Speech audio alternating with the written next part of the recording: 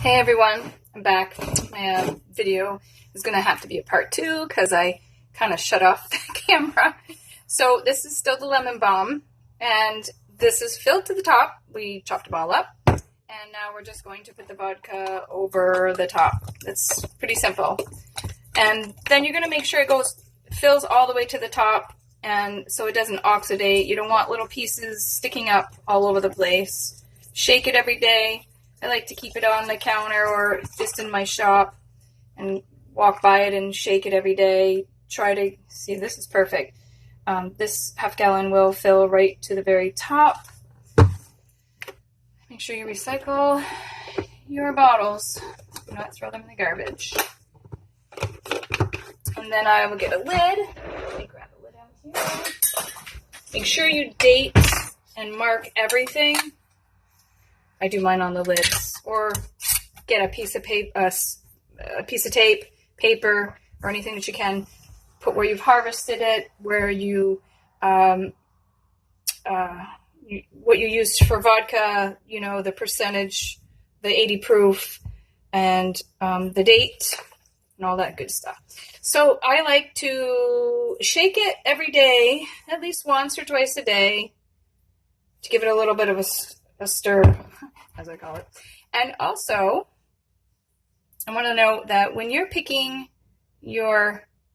cutting up your lemon balm, make sure you look for these little critters, if you can see them.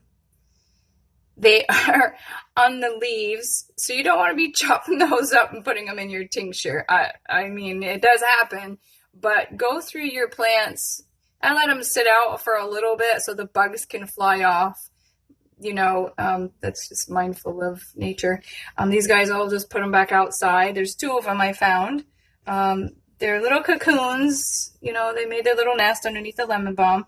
And I'll just put them back outside. And another thing I make is lemon balm oil. This oil I make, I'm going to try to turn this around and show you.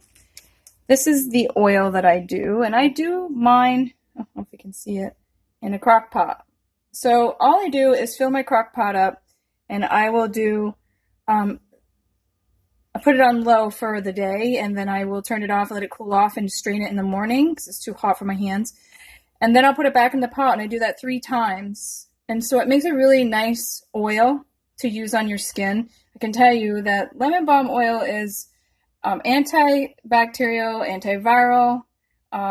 It's really great for people with skin issues. I like it on my feet because I'm in the gardens a lot, so my feet can get very dry.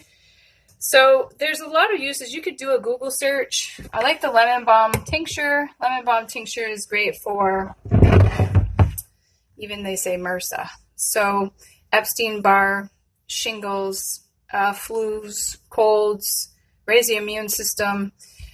There's like a lot of different uses. I'm not going to get into all of it here because my brain just can't remember all of it at the time, especially talking into my phone. But you get a general idea. And that's about it. That's what I do with my lemon balm. And if you want to hang some up to dry, I recommend it to dry some, store it for winter tea. So if you're not feeling well, you could sip on that lemon balm tea. That does help, along with some echinacea. Echinacea raises your white blood cells. We'll get into echinacea. We're going to be making a tincture with the echinacea root and the flower as soon as I'm able to harvest it. But that's it for now. I hope you like this video. Give it a thumbs up and, hit the bell and do all that fancy stuff, to get onto my channel. Tell your friends. That's kind of it, I guess. I hope you like this video, and I'll see you soon. Peace.